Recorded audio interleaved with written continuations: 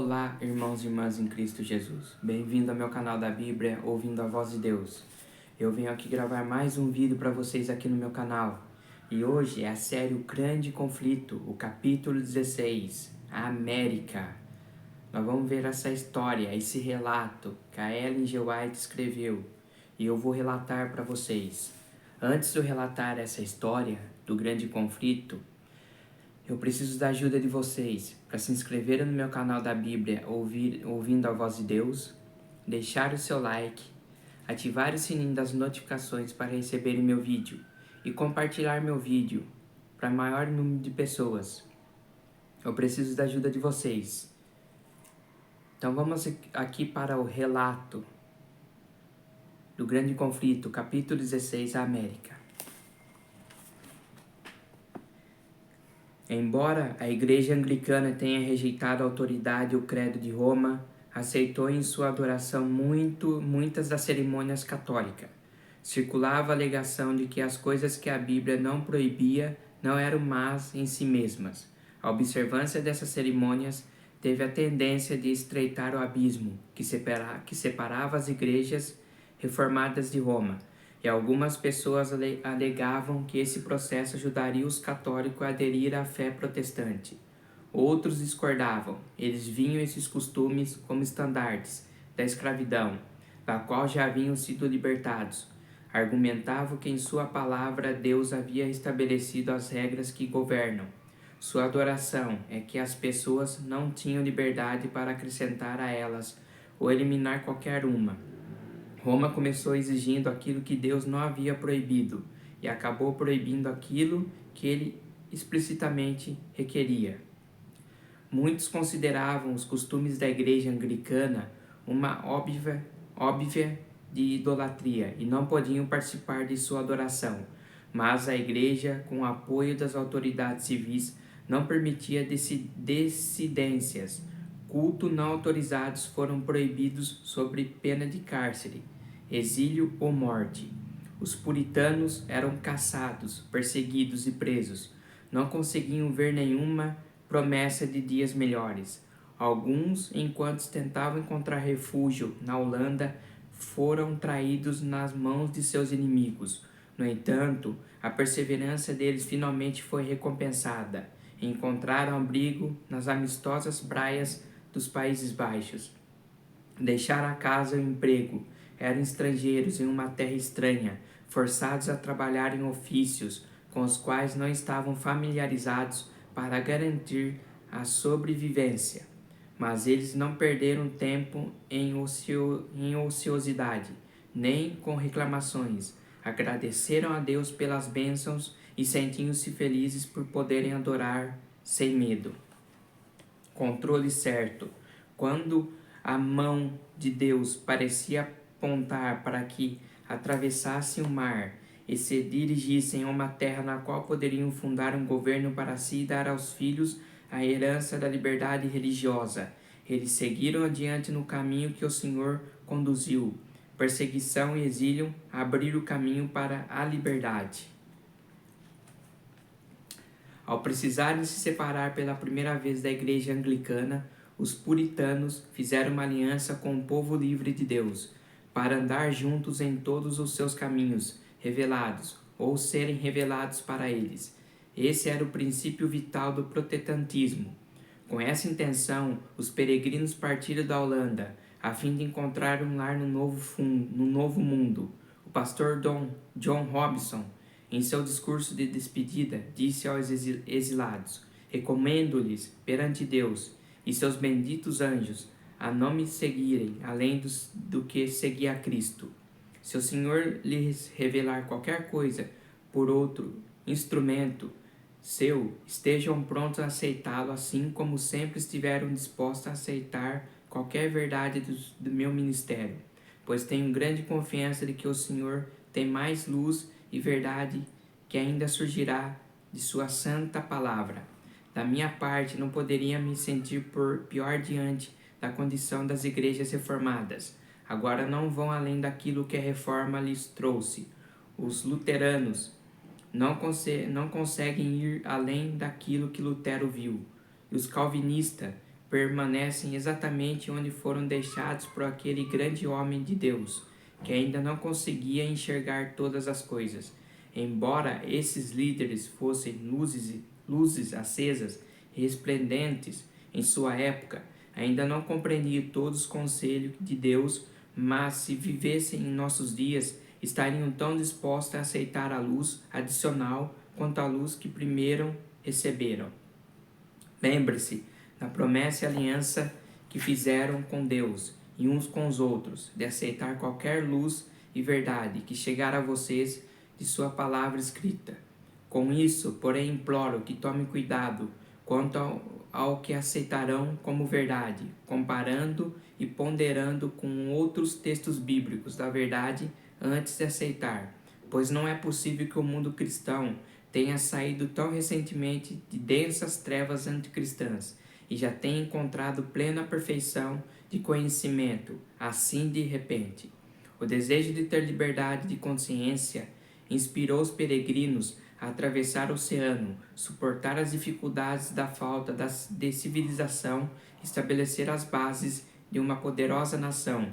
No entanto, eles ainda não compreendiam o princípio de liberdade religiosa. A liberdade que tanto sacrificaram para obter não estavam prontos para dispensar aos outros. A doutrina de que Deus concedeu à Igreja o direito de controlar a consciência, definir e punir as heresias, é um dos erros mais profundamente enraizados do papado. Os reformadores não estavam completamente livres do espírito de intolerância vindo de Roma. A escuridão densa que envolveu a cristandade ainda não havia desaparecido por completo. Os colonos formaram uma espécie de igreja estatal e autorizaram os oficiais do governo a eliminar a heresia. Tamanho poder secular estava nas mãos da igreja. Isso levou ao resultado inevitável de perseguição. Liberdade de consciência. Assim como os primeiros peregrinos, Roger Williams foi para o Novo Mundo em busca de sua liberdade religiosa, ao contrário deles, porém reconhecia aquilo que tão pouco até então havia entendido, que essa liberdade é direito absoluto de todos. Buscava a verdade com devoção. Williams foi a primeira pessoa do cristianismo moderno a estabelecer um governo civil baseado na doutrina da liberdade de consciência. Ele declarou: os oficiais públicos ou governamentais podem decidir que são nossas responsabilidades uns para com os outros. Entretanto, quando tentam decretar os deveres de qualquer indivíduo perante Deus, estão agindo de forma inapropriada e ninguém pode se sentir seguro, pois fica claro que se a autoridade tiver esse poder, tem poder para promulgar um conjunto de opiniões e crenças, hoje e outra amanhã. Isso foi feito na Inglaterra por diferentes reis e rainhas, e na Igreja Católica Romana por diferentes papas e concílios. As pessoas tinham a obrigação de frequentar a igreja instituída, sob pena de multa ou prisão. Roger Williams acreditava que obrigar qualquer um a se unir com aqueles que creem de maneira diferente é uma violação aberta dos direitos naturais da pessoa. Arrastar os não religiosos e relutantes para adoração pública parece simplesmente exigir que sejam hipócritas. Ninguém deve ser forçado a cultuar, acrescentou, ou apoiar qualquer tipo de adoração contra a própria vontade. As pessoas respeitavam Roger Williams, porém não podiam tolerar sua exigência por liberdade religiosa. Para evitar a prisão, ele foi forçado a fugir para a floresta deserta durante o frio e as tempestades de inverno. Ele conta: por 14 semanas tive sérias dificuldades com um clima rigoroso, sem comida, nem cama para dormir. Contudo, os corvos me alimentaram no deserto. É uma árvore oca proporcionou abrigo. Prosseguiu em sua dolorosa fuga pela neve e floresta fechada até encontrar segurança em meio a uma tribo de índios, cuja confiança e afeição havia conseguido conquistar. Roger Williams lançou as bases do primeiro Estado moderno, ao reconhecer o direito que todas as pessoas deveriam ter de liberdade para adorar a Deus de acordo com a luz da própria consciência. Seu pequeno estado, Rhode Island, cresceu e prosperou até seus princípios fundamentais, liberdade civil e religiosa, se tornarem as pedras fundamentais da República Norte-Americana. Documento de liberdade. A Declaração de Independência norte-americana afirmou: defendemos que estas verdades são evidentes em si mesmas, a saber que todos os seres humanos foram criados iguais, que receberem de seu Criador certos direitos inalienáveis, que entre esses direitos estão a vida, a liberdade e a busca de felicidade. A Constituição garante que o governo não pode violar a consciência individual. O Congresso não fará nenhuma lei a respeito do estabelecimento de qualquer religião, nem proibido o livre exercício da mesma. Os criadores da Constituição reconheceram a princípio eterno de que o relacionamento de uma pessoa com Deus está acima de qualquer legislação humana e que os direitos de consciência não devem ser violados. Trata-se de um princípio inato que nada pode erradicar. Espalhou-se por toda a Europa a notícia acerca de uma terra na qual todos podiam desfrutar os resultados do próprio trabalho e obedecer à sua consciência. Milhares rumaram para as praias do Novo Mundo, 20 anos após a chegada dos primeiros peregrinos, e 20.000 haviam se estabelecido na Nova Inglaterra.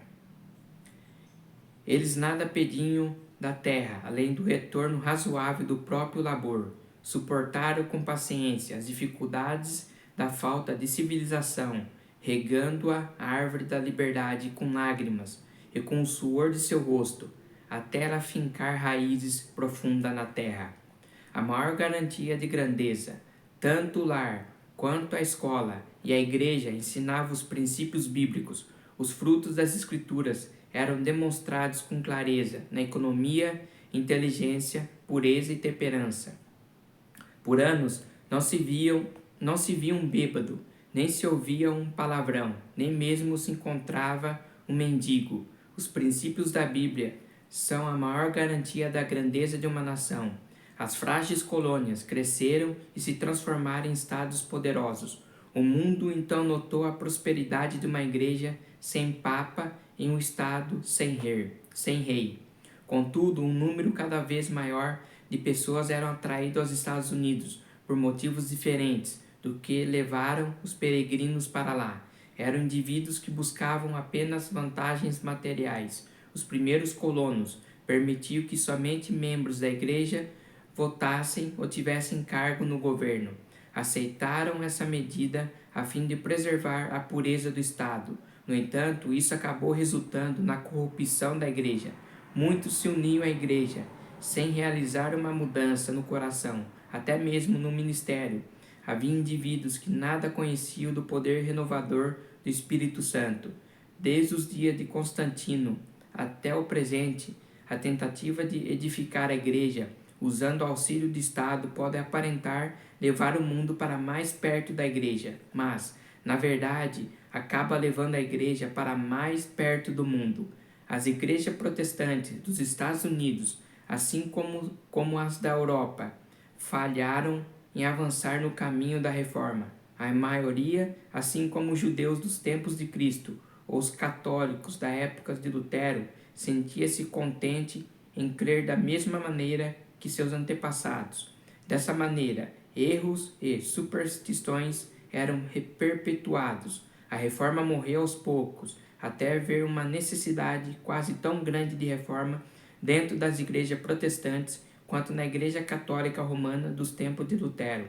As igrejas protestantes tinham a mesma reverência por opiniões humanas e substituíam a palavra de Deus por teorias humanas. As pessoas negligenciavam o estudo das Escrituras e assim continuaram se apegando às doutrinas sem fundamento bíblico.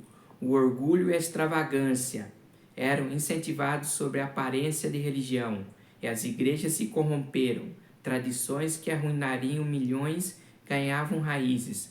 A igreja exalta essas tradições, em vez de contender fervorosamente pela fé de uma vez por todas confiada aos santos. Assim se desgastaram os princípios pelos quais os reformadores tanto haviam sofrido. Pelo que eu entendi aqui, nós não podemos colocar tradições em cima da Bíblia. É a Bíblia que tem que ser falada. É a Bíblia que tem que ser pregada, não tradições.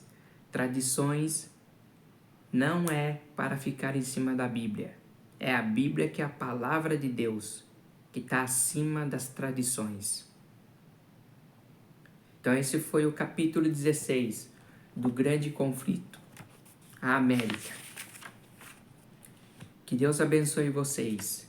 Que a graça do nosso Senhor Jesus esteja sempre nos seus corações. Que vocês tenham uma boa noite. Amém?